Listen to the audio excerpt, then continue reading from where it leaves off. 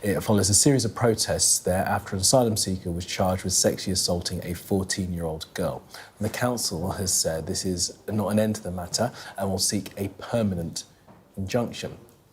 In a statement, the leader of the council, Chris Whitbread, said that Home Office policy ignores the issues and concerns of local residents that the council represents. To date, we have made a step towards redressing the imbalance and showing that local people do have some say. He goes on, whatever the Home Office thinks. Well, the Conservative Party have responded to this. The Shadow Home Secretary, Chris Phillips, said this ruling is a moment of relief for the people of Epping. They should never have had to fight their own government just to feel safe in their own town. Local residents have every right to feel safe in their own streets and every right to object when their community is treated as a dumping ground, he claims. This whole episode is the direct result, he says, of Labour's decision to open the borders and tear up deterrents the Conservatives had put in place. He goes on, the Conservatives will remove all illegal arrivals immediately and put a proper deterrent in place so towns like Epping are never put in this position again. Well, that temporary injunction order is in place until 4 p.m. on the 12th of September and until there is a final judgment on the council's claims. The judge involved, Mr Justice Eyre, has said that there is no space to appeal at this stage for the council, and the council, of course, have, welcomed that. Well, let's go now to the court. The steps of the High Court, where our correspondent Ashna Horanag is speaking to Epping District Council. Let's move this forward. We always knew the Bell Hotel was the wrong location because of its close proximity to schools and other parts of the community. It was never going to work out, and we did repeat that to them on several occasions. Does this set a precedent? What is your message to other councils across the UK looking at this as an example of what they could do? Well, the important thing for other councils is every council must look at their own planning policies and the reasons behind what's happening. So I would say to every council, consider your own planning policies. This is not a victory today, this is a ruling for common sense. Finally, Councillor, what is your message to the protesters in Epping who may well see this as you say, a victory or a small step in the right direction? What's your message to them, and did you take into account their strength of feeling when you went about this case? I took into account the strength of feeling of residents in Epping Forest. My local people have been contacting me directly and discussing this issue over the recent weeks, and I've been on the side of local people from day one. That's the most important thing. Yes, if people continue to want to protest or demonstrate outside the Bell, please do it peacefully and please do it calmly.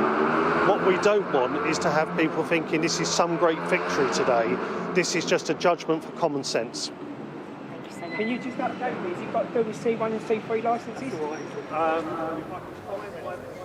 Well, we're going to step away for a moment from the High Court. There is a Epping Forest District Council respond to that injunction being granted to stop asylum seekers being housed at the Bell Hotel in Epping. Well, let's speak to Steve Smith, Chief Executive of the charity Care for Calais. Steve Smith, so first of all, let me just get your response to this decision at the High Court. Well, unfortunately, it seems to be a victory for violent protest more than anything else. And from our point of view, what we've seen is that it's the safety of those inside the hotel that's been put more at risk than the safety of those in Epping itself. We deal with people like this day in, day out, and we know them to be victims of war, torture, persecution, conflict, modern-day trafficking, modern-day slavery, you name it. And to put them in a position like this where they're under threat is absolutely abysmal. It makes you think, where's the compassion? Where's the kindness? Where's the decency? And the problem with this is, if violent disorder works here, where does it stop? And this hotel has been used before. It was used for about a year in 2021. It was used for about 18 months in 22-24. We didn't have the same level of violent protesting then. So where's this come from? It comes from misinformation and propaganda, and it's got to stop. We need to regain what we are as a people, which is decent, compassionate, and kind. Well, Steve, as you'll know, the protesters say that they have begun their protests after someone who was housed at the hotel was charged with sexually assaulting a 14-year-old girl. That's where the protests began. So it wasn't misinformation. That's a legal proceeding. Well, People are innocent until proven guilty, first point. This individual says that he didn't do that. I don't know the details of the case, so I'm not in a position to comment. Thirdly, we use the inflammatory expression sexual assault, of course, and that can mean a whole range of things. But in this case, we understand that he tried to kiss a teenage girl. No, that's not right. Of course, I can't support that. I don't support that. But there are ranges of these things. And this is only one individual in the entire hotel. So why should everybody else get smeared with the same innuendo, the same accusations? Where are these people likely to be moved to? I mean, this has just happened and we've got no clarity yet from the Home Office, but do we know how many people are being housed at the Bell Hotel and where they will go next? We have absolutely no idea where they're going to go next, and I'd be surprised if the government did as well. Of course, they've been trying to fight this move by the council. Are they going to go into one of the large camps like Wethersfield? That's a possibility. Are they going to go into other hotels? And does this spark further violent protests across the country? I would hate to see that happen. We are dealing with people who've been through the most terrifying circumstances of their lives, whatever the statistics say, whatever we say about people coming across in boats, and we need to deal with that humanely. Steve, look, you've been working in this area, working with migrants for many, many years, I am sure. Have you ever, in your work, felt this feeling of anger in parts of the community about people who have arrived in this country? It does appear as if there has been something of a Rubicon crossed in the way that we talk about this, at least. Yeah, absolutely. It's always there. It's potentially always there. There's always the potential of looking at other people and going, you're different, you're the other. There's always that potential. But in recent, let's say the last year or so, it's become off the scale. And I haven't seen anything like that in this country in recent years. It harks back to the early 1900s when people used to have the same sort of comments about Jews in London. And where does it stop? You've expressed your fear that this could now spread to other hotels, other areas, other parts of the country. I suppose that is a live fear right now, isn't it, because of this decision? Are there protests outside other hotels at the moment, and where could this go to next? Well, of course, we see protests not just outside hotels, but also over the weekend in Braintree in Essex, protesting against the housing of people seeking asylum in the Wethersfield former military base. So there's the potential for this to pop up all over the place, and all it needs is a bit of a spark to light the tinderbox, and even more misinformation. I mean, we're seeing misinformation all the time. It's absolutely shocking. Whether it's accusations that a former military canoe is off the coast of Yarmouth is asylum seekers coming in. We see this sort of thing all over the place. The Deliveroo driver who was delivering something to a hotel in London, but was escorted by police to get him around the protesters outside, and was then portrayed in the media as somebody working illegally and being given a police escort. I mean, this shocking misinformation has to stop. OK, Steve Smith from Care for Calais. Appreciate your time this afternoon. Thank you for that. Thanks so much. Let's go back to the High Court now. Our correspondent Asha Hirnag, who's covering this for us, can join us again live. So, Asha, look, you were just speaking a moment ago to someone from Epping Forest District Council. Just take us through what they had to say and take us through the next steps in the legal proceedings here.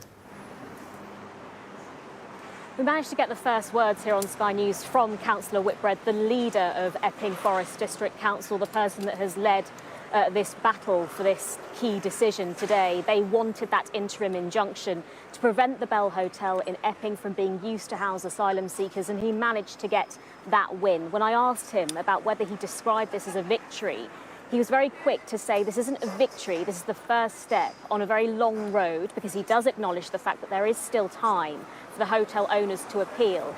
But he also described this, in his words, as a decision of common sense. And when I asked him about his message and his words to the protesters, to those who have been demonstrating at that hotel for weeks, He said, I always side with the residents of Epping, very clear to make that distinction.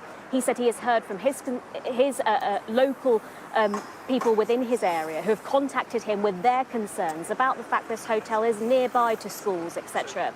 And he said he has taken their qualms and queries into his thinking when going about this hearing. And it was quite the decision for them to take the hotel owners, Somani Hotels, to court over this. They tried to argue that it had caused a large period of unrest, created a feeding ground for unrest, that it had caused great anxiety among people. Those were some of the key arguments presented by Epping Forest Council in court. We know that the protests at the hotel had started weeks ago, prompted, as you've been talking about two of the hotel residents being charged with sexual offences, one involving a 14-year-old girl. And while some of those protests have largely been peaceful, some have led to disorder, and there have been a number of arrests.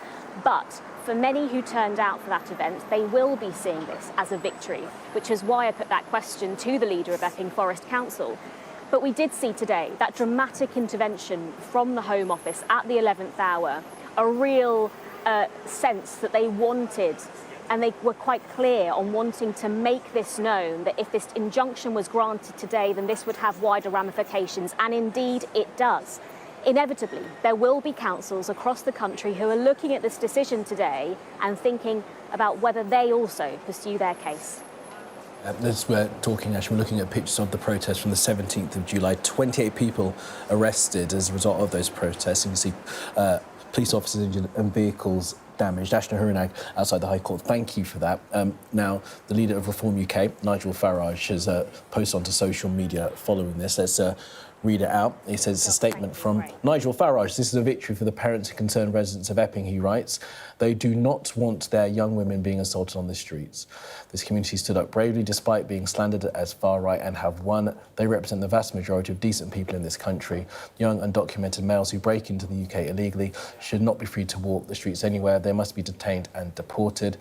I hope that Epping provides inspiration to others across the country. Of course, the protests began after that charge of a man for sexually assaulting a 14-year-old girl, charge that individual denies. But Nigel Farage, they're suggesting that this could be the beginning of more protests across the country against Asylum Hotels. And Steve Smith from Care for Calais describing this as a victory for violent protests. Of course, we'll keep across this story throughout the day here on Sky News.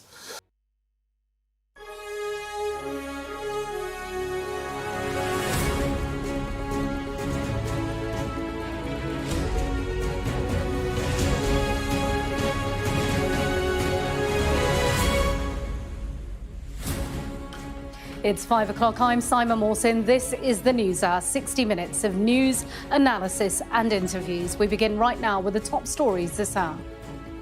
A council in Essex wins a High Court case to block a hotel from housing asylum seekers. Donald Trump rules out American troops on the ground as pressure grows over what security guarantees could look like for Ukraine.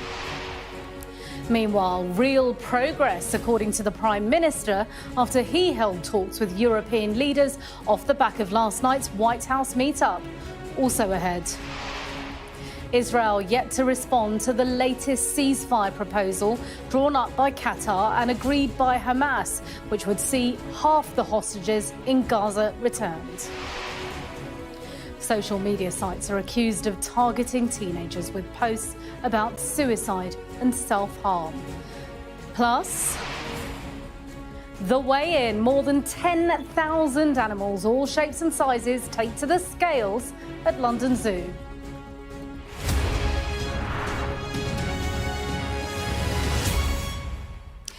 We begin with breaking news this evening. Epping Forest District Council has been granted a temporary High Court injunction blocking asylum seekers from being housed at the Bell Hotel.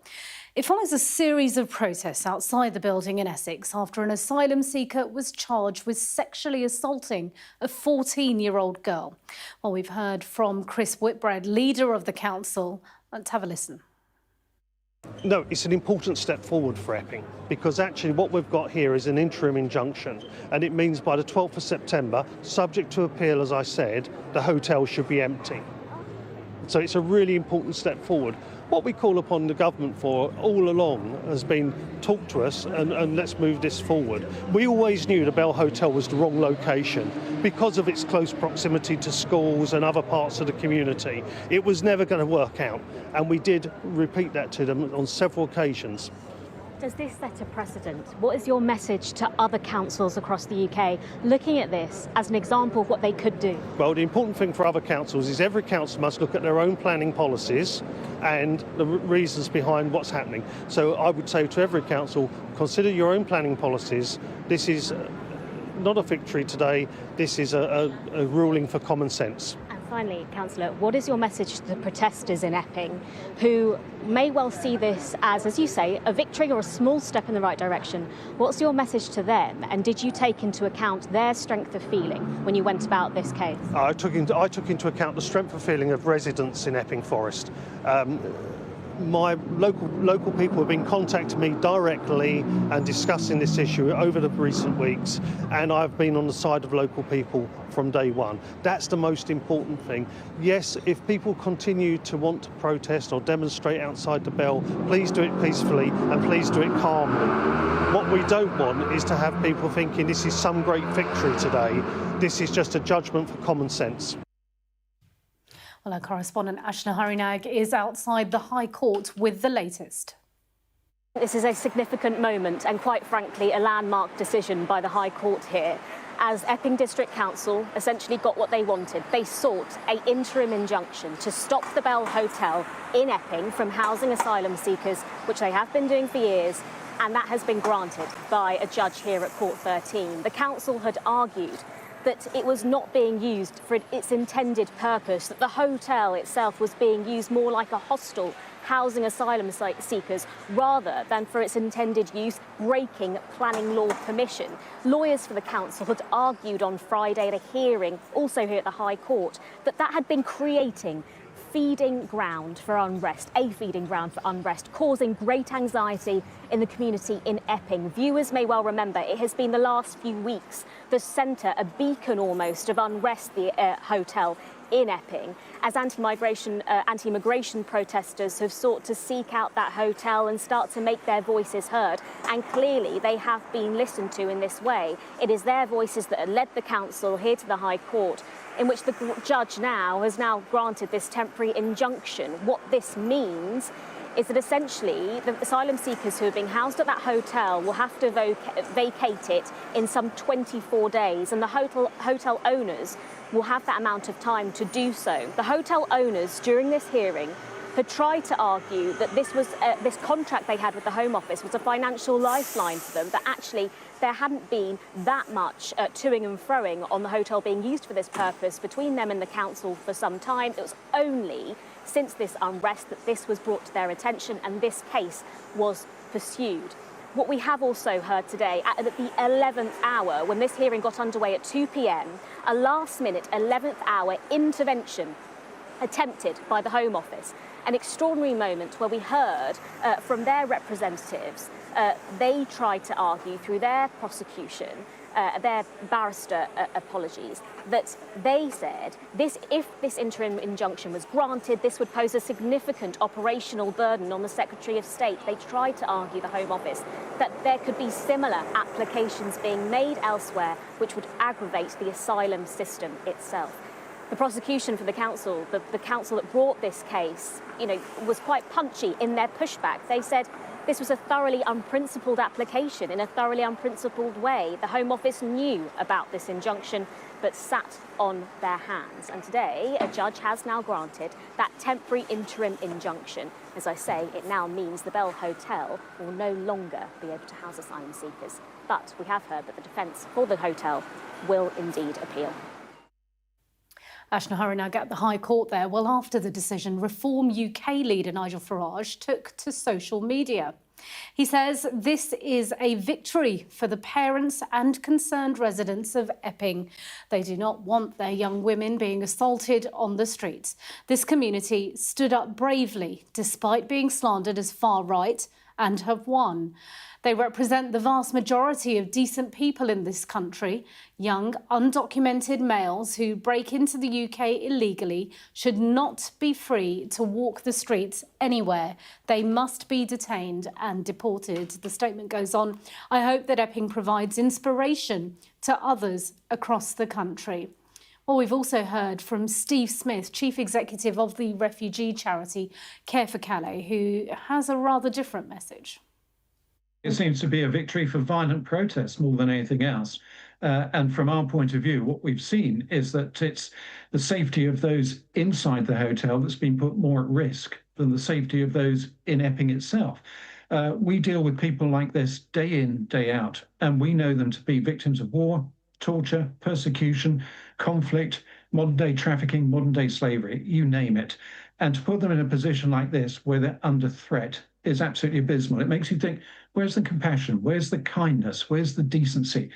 And the problem with this is, if violent disorder works here, where does it stop? Our political correspondent Rob Powell, as you can see, is in the studio with me now. So, Rob, we haven't yet had a response from the government, but clearly we've had that response from Nigel Farage. What else is the response that we've had so far this afternoon? Yeah, we're expecting something to come from the Home Office soonish. We've also had Kemi Badenoch, the Conservative leader, who has posted probably a fairly similar message, actually, to Nigel Farage in terms of the point she's making, even if the language is toned down slightly. She said, good news and a victory for the mums and dads I spoke to in Epping who just want their children to be safe. Putting a hotel full of young male illegal immigrants in the middle of a community like Epping was always going to lead to issues. They need to be moved out of the area immediately, but Epping is just one of many towns struggling with these asylum hotels. Labour have no solution. They're not smashing any gangs and small boat arrivals are at record highs. I do have a plan, bring back a proper deterrent and remove all illegal arrivals immediately so towns like Epping never have to deal with this again. Look, I mean, this is the sort of opposition, I guess, scoring their political points on the back of this. It should be pointed out that hotels were being used extensively under the Conservative government that Kemi Badenoch served in. They would say, look, we had a plan with Rwanda, that never got off the ground. So I think you can take whatever the Tories say on this with a pinch of salt. I don't think Reform have really put anything or laid out any detail of what they would do to eliminate the asylum backlog, stop the boat crossings that would necessarily make us believe that they have a cast iron plan to actually stop people being housed in hotels anyway. More interesting than the sort of political noise, I think, is practically what this means for the government. The first challenge is obviously what they do with all of the people that are going to have to be moved out of this hotel. I'd say the most likely option is probably take them to another hotel that's not subject to a court order. What flows also from this, though, is clearly other councils potentially taking the same action and deciding that, look, if this worked for Epping, maybe we should have a go at trying to close down the asylum hotel in our area. And the point that the lawyers for the Home Office made in court today was that they believed that this should be thrown out because they also believed that it could mean that there were more protests outside hotels because people might see that all of the attention, the protests, the disorder outside the Epping Hotel has resulted in it being closed down. So could that mean that other hotels sort of trigger protests like that in an attempt to get them closed down? So yes, there's the sort of political noise, but I think the practical fallout in terms of what it means in policy terms could be really profound for the Home Office and government. Rob Powell on that breaking news. And as you say, there's probably more to come this evening and in the coming days. Thanks very much indeed.